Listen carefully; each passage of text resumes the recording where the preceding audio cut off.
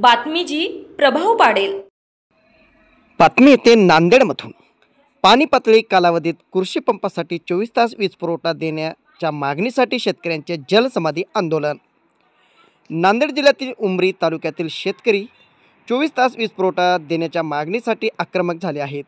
इसापूर धरणातील पाणी नांदेडच्या उमरी तालुक्यातील हिरडगाव परिसरात हिरडगाव येथे शेकडो शेतकऱ्यांनी हे पाणी कॅनलद्वारे येत असते, परंतु हे पाणी शेती पिकांना देण्यासाठी वीज पुरवठा नाही।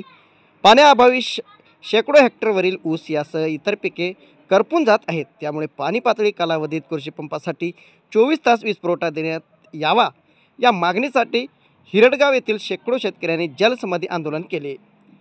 या शेतकऱ्यांनी महावितरण कंपनीसह जिल्हा प्रशासनाकडे अनेक वेळा निवेदन दिले आहेत, परंतु या शेतकऱ्यांना अद्याप 24 तास वीज पुरवठा देण्यात आला नाही।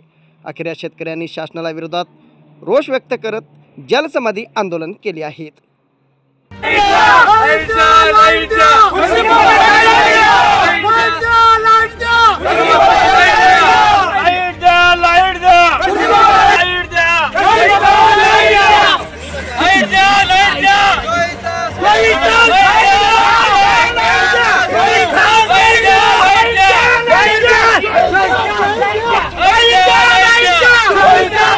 प्रशासनाला माझी विनंती आहे की हिरडगाव क्षेत्रामध्ये बोगदा वाघाळा ते गोरठा ते वाघाळा मेन कॅनल, त्या कॅनलवरती हिरडगावचं जे आहे ते बोगद्यातून सिंचन ओपन विहिरीवरती मोटारी बसलेले आहेत। गव्हर्नमेंटनं प्राधान्य दिलेलं आहे त्यांना, आणि प्राधान्य दिल्यानंतर जे पाळी कालावधी असते त्या कालावधीमध्ये 8च दिवस पाणी कालावधी राहते। पण आम्हाला विद्युत प्रवाहाचा एवढी मोठी अडचण आहे की आमचं अतोनात या ठिकाणी शेतकऱ्यांचं नुकसान होते।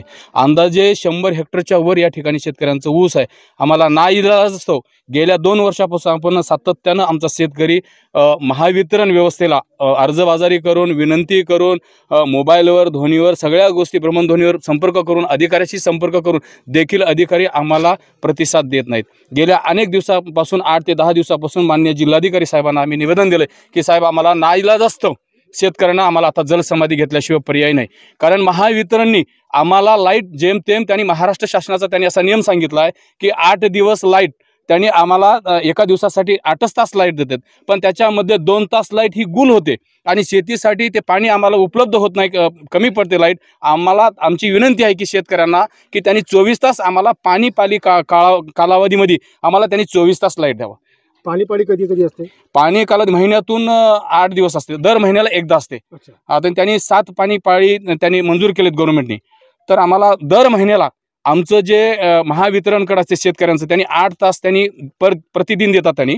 तर 8 दिवसात 8 तास दिल्यानंतर 8 तास येते तर दिवसा येतात की रात्री? नाही, रात्रीला येते ना। 12:30 ते 12:30 1:30 कधी कधी लाईट टाकतात त्यांनी। 1:30 आम्हाला शेतकऱ्याला आम्हाला जावं लागते, दांडावर जावं लागते, पाणी द्यावं लागते आम्हाला। साप आहे, इचूकिडा, ह्या सगळ्या गोष्टी काही झालं तर प्रशासन काय दखल घेणार आहे मला सांगा तुम्ही? आम्ही अनेक वेळा प्रशासनाकडे गेलोय, विद्यमान कलेक्टर साहेबांना सुद्धा त्यांनी सुद्धा लक्ष घातलं। पाणी पाळीच्या काळामध्ये तुम्हाला 8 तास वीज हे परवडत नाही, तुम्हाला जास्तीत जास्त 24 तास आम्हाला 24 तास लाईट द्यायला पाहिजे। 24 तास जरी नाही दिली तर त्यांच्यातली कमीत कमी तरी 20 तास तरी दिलं तरी बी आम्हाला ते आवश्यक आहे। कारण ते 7च दिवस पाणी येते। इसापूर धरणाचं जे पाणी आहे ते 7च दिवसासाठी पाणी येते, त्याच्यानंतर आम्हाला लाईटची काही उपयोग नाही। कारण 8 दिवस दिल्यानंतर महिन्यामध्ये आम्हाला 8×24 240 तास त्या ठिकाणी आम्हाला लाईट येते, आणि त्याच्यानंतर आम्हाला पुन्हा येच होईना। आणि त्यांनी दिले फक्त 56 तास आम्हाला। 56 तासामध्ये आमचं एका हप्त्यामध्ये भिजून होते काय?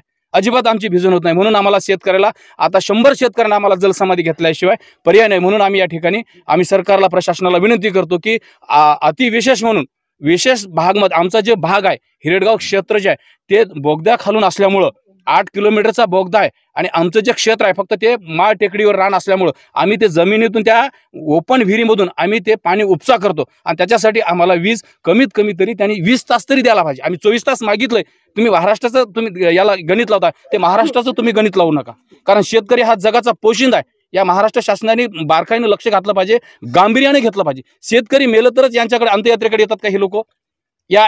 मला माझी विनंती आहे, या प्रशासनाला विनंती आहे की यांनी गांभीर्याने घेतलं पाहिजे। शेतकऱ्यांचा प्रश्न सोयाबीनला भाव नाही, कापसाला भाव नाही, पाणी पाळीमध्ये तर साहेब आमचं अतोनात नुकसान आहे। ऊसाचं पूर्ण आमचं अतोनात नुकसान झालेलं आहे। आम्ही माननीय तहसीलदार साहेब सुद्धा विद्यमान आले होते, पाहणी केलेत, अतिशय गांभीर्य आहे म्हणलेत। माझ्या जर हातात असतं तर मी दिलं असतं म्हणलेत। एसी साहेबांना भेटलो, एसी साहेब सुद्धा बोलायला तयार नाहीत। आम्ही त्यांच्या चेंबरमध्ये काल गेलो होतो, त्यांनी म्हणले मी देऊ शकत नाही म्हणले, नो म्हणून आले त्यांनी इंग्लिशमधून। चुकीचं आहे. आम्ही शेतकरी राजा जगाची पोषणात आम्हाला बाकीच्या गोष्टी कट करा. बाकीचं क्षेत्र आहे आम्हाला महिन्यामध्ये जवळपास 240 तास युनिट होते, तर त्याचं आम्हाला फक्त 8-10 दिवसामध्ये द्या ना. 10 दिवसात त्याच्यानंतर आम्हाला तुम्ही देऊ नका. आमच्याकडून कुठलं हमीपत्र आहे ते तुम्ही घ्या. बरं आम्ही कोणतं थकीत असेल तर सांगा. आम्ही तुमच्या प्रशासनाच्या कुठल्या अधिकाऱ्याला आम्ही उद्धट बोललोय काय नाही हेही सांगा. पण आम्ही तुमच्याशी प्रेमानं वागत असं तर शेतकऱ्यांशी तुम्ही वागलं पाहिजे, हे आमचं रास्त मागणं आहे. ओके.